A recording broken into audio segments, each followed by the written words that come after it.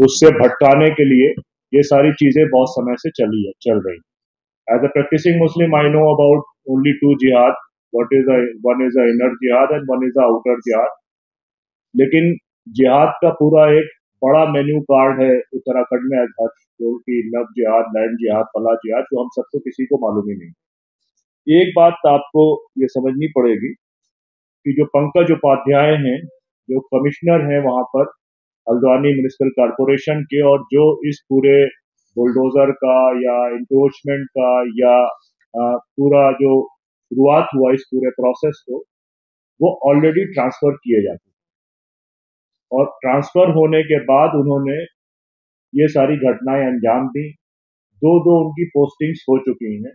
Posting होने के बाद नॉर्मली ये होता है कि वो चार्जेस ट्रांसफर्स होते हैं, उसके बाद चार्जेस देने का लेने का 2-3 दिन का काम होता है। लेकिन कोई भी ऑफिसर जो ऑलरेडी जिसका ट्रांसफर हो चुका हो, वो इतने बड़े ऑपरेशंस को अंजाम नहीं। तो इससे पहली बात रही। दूसरी बात ये कि वो जो पर्टिकुलर प्रॉपर्टी है, उस प्रॉपर्टी में ऑलरेडी गवर्नमेंट ने अपना सील कर दिया, और उस सीलिंग के वह समय पर जितने लोकल लोग थे, प्रोमिनेंट पीपल इंक्लूडिंग मुस्लिम क्लर्जी यानी कि जो उलेमा और मौलवी थे, वो भी उस पूरे प्रोसेस में शामिल थे, और उन सब की सहमति से वहां पर सील लगाई गई। सील लगने के बाद इसका मतलब ये हुआ कि वो प्रॉपर्टी ऑलरेडी गवर्नमेंट के कंट्रोल में आ गई थी, पोजीशन में आ गई थी।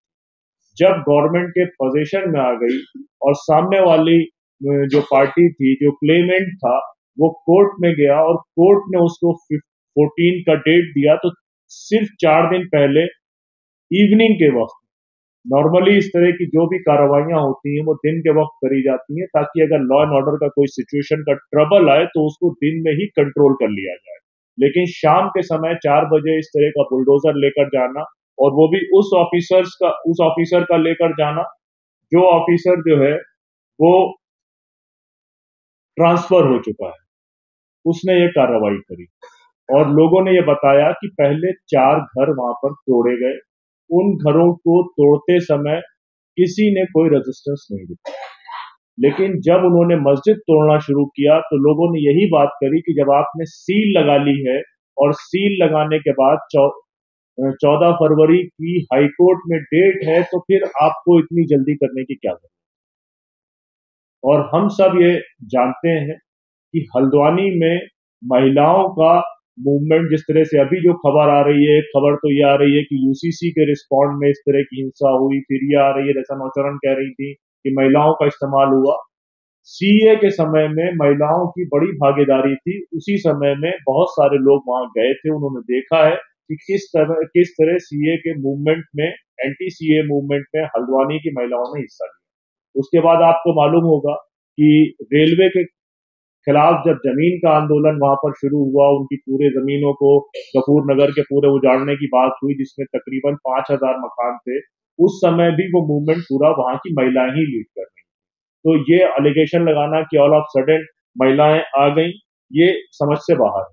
दूसरी बात ये कि वहां पर जितने भी लोगों से हमने बात करी, उन्होंने एक बात बहुत साफ बताई, और ये पिछले 2018 से जो भी इस तरह के अटैक्स हो रहे हैं, उनमें एक बात कॉमन है, चाहे वो उत्तर प्रदेश में हो, चाहे वो बिहार में, चाहे मध्य प्रदेश में, कि जो लोग अटैक कर रहे होते हैं, चाहे हम पे अटैक यानी किसी कम्युनिटी पे अटैक कर रहे हैं या पुलिस पे अटैक कर रहे हैं, उनको कोई लोकल आइडेंटिफाई नहीं करता। लोग बताते हैं हमने ना उनकी लैंग्वेज कभी सुनी, इस तरह की लैंग्वेज हमारे जो है इलाकों में इस्तेमाल नहीं होती, वो स्लैंग्स इस्तेमाल नहीं होते हैं, बोलियां उस तरह की नहीं है, और उन लोगों को हम पहचानते हैं। दूसरा एक मुख्य मुद्दा ये है कि जिस जगह ये वारदात हुई डेमोलिशन की, और जहां पर पुलिस ने पिटाई करी लोगों की, और वहां से जो पुलिस स्टेशन है उसकी दूरी लगभग 1.5 किलोमीटर के आसपास। तो ये बात भी समझ से बाहर है, वो लोग जो अचानक पीट दिए गए हों और पुलिस ने उनको पीटा, और वो अचानक से इकट्ठा हो जाए और 1.5 किलोमीटर सीधे दूर जाकर पुलिस स्टेशन पहुंच जाए, तो ये बात भी हमारे समझ से बाहर है। उसके बाद वहां पर डे बिफोर यस्टरडे, कल जब हम गए उसके एक दिन पहले, शहर के सभी इमामों ने, काजी ने, और उलमा ने मीटिंग करी जब डीएम के साथ और उनसे कहा कि आपको कायदे से, तो पिछली बार जब आपने पोजीशन लिया था और सील लगवाई थी तो आपने हमको कॉन्फिडेंस में लिया था, तो आपको हमसे बात करनी चाहिए। तो डीएम साहिबा ने कहा कि हमने सबको कॉल किया, 3 बजे के आसपास आपके फोन बंद थे। तो शहर काजी ने कहा ये कैसे पॉसिबल है कि आप 80 लोगों को फोन करें और 80 लोगों के फोन उस समय ना मिल रहे हैं। 80 लोगों ने ये बात उनसे कही कि आपके पास नंबर्स थे, पीस कमेटी थी। फिर एक दूसरी बात जो उस दिन का असेसमेंट है उसमें बहुत क्लियर है कि मोर देन 1000 राउंड्स फायरिंग करी गई, इवनिंग के समय करी गई है, और उसमें पुलिस की रिपोर्ट और लोकल लोगों की रिपोर्ट में बहुत कॉन्ट्रडिक्शंस है अबाउट द टाइमिंग। डेथ को लेकर बहुत ज्यादा कॉन्ट्रडिक्शंस हैं। जो नंबर एडमिनिस्ट्रेशन क्लेम कर रहा है, नंबर उससे 2 गुने से ज्यादा और 3 गुने के बीच में। लेकिन अब यह है कि जब कर्फ्यू आज खुला है, आज जो है वो उन्होंने 9 बजे से 11 बजे तक कर्फ्यू खोला है, और हमारे वो साथी जिनसे हम कल मिलकर आए थे उनके 7 लोगों को उन्होंने उस इलाके का दौरा करने की परमिशन दी है। लेकिन उसके बावजूद भी वहां से किसी भी आदमी को बाहर निकलने की उस आबादी से इजाजत नहीं है जहां तकरीबन 1.25 लाख लोग रह रहे हैं।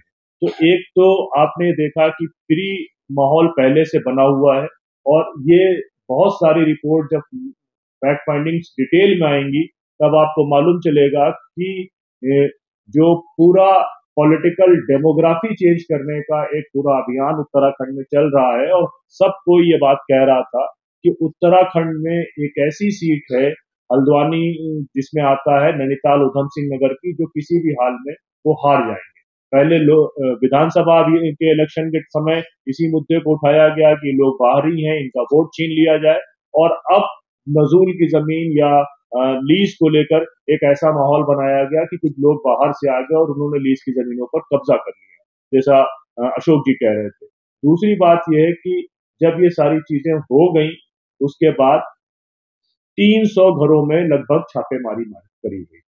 पुलिस ने 300 घरों में छापेमारी करी, उसमें औरतों की पिटाइयां हुई, उसमें घरों के बर्तन तोड़े गए, सामान तोड़े गए, और बहुत से लोगों ने अगर डर के मारे अपने घरों पे ताला लगा लिया गया तो उनके ताले तोड़कर उनको बाहर निकालकर उनको अरेस्ट किया गया। और अरेस्ट के नंबर्स बिल्कुल मिनिमम इसीलिए हैं क्योंकि लोगों का ये कहना है कि डिटेंशंस बहुत बड़ी तादाद में है। एक उसी हल्द्वानी में ही ये पर्टिकुलर एरिया के नजदीक 15 किलोमीटर दूर एक कोई स्पेशल स्कूल है, अकॉर्डिंग टू द सोर्सेस। वो ये कहते हैं वहां पर एक इंटरोगेशन रूम बनाया गया है और सारे लोगों को पकड़ कर ले जा रहे हैं।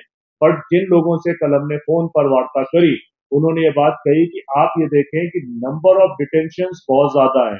FIR is talking about more than 5000 people have been involve, लेकिन अरेस्ट इतनी कम इसलिए है क्योंकि वीडियो सैंपल्स मैच नहीं कर पा रहे, लोग लोकल नहीं है। तो ये सारी चीजें हैं, लेकिन इन सब के बाद दो चीजें जो सवाल उठाती हैं कि 6 दिन तक आप ये क्लेम कर रहे हैं कि हमने विद इन 24 आवर चीजें कंट्रोल कर ली और चीजें पीसफुल है, लेकिन 6 दिनों तक आप लोगों को एक्सेस नहीं दे रहे हैं, कर्फ्यू में कोई ढील नहीं दे रहे हैं, और कम्युनिकेशन कोई सेटअप मेंटेन नहीं कर रहे हैं कि कोई पीस कमेटी बनाई जाए, कुछ लोगों से बातचीत करी जाए। एक मजाक किया गया है वहां पर। एक मानव अधिकार कमेटी बनाई गई है 5 लोगों की, जिनमें से 5 के पांचों उसी शहर के पुलिस के लोग हैं। कोई एसीपी इंस्पेक्टर है, कोई डीएसपी है। तो वो 5 लोग किसके मानव अधिकारों का उल्लंघन हुआ है, किनके मानव अधिकार खराब किए गए हैं, उनके वायलेशंस के ऊपर वो कमेटी जो खुद पुलिस ने अपने ही खिलाफ जांच करने के लिए बनाई है, जिसमें कोई बाहर का आदमी नहीं है, वो रिपोर्ट अब पेश करेगी। तो अब वो रिपोर्ट वो उसी तरह का मीडिया उठाएगा जो भ्रामक खबरें फैला रहा था। इसलिए हमको ये लगा कि आपके बीच में आए और एक रिपोर्ट आपके सामने पेश करें, और फिर उसके बाद जो नेक्स्ट हमारी डिटेल्स होंगी उस पर हम काम करेंगे। लेकिन उसके साथ एक दूसरा बड़ा प्रॉब्लम ये है कि तकरीबन जो 27 लोगों को ऑफिशियल अरेस्ट किया गया है उनके पास में कोई लीगल सर्विसेज नहीं है। उस इलाके में बंधुलपुरा में 50 वकील रहते हैं, लेकिन कर्फ्यू के कारण वो भी निकल नहीं पा रहे हैं। तो जिस आदमी को पकड़ा जा रहा है उसके खिलाफ पुलिस रिमांड ली जा रही है। उसकी पुलिस रिमांड को भी चैलेंज करने के लिए कोई लॉयर वहां पर मौजूद नहीं है। बहुत बहुत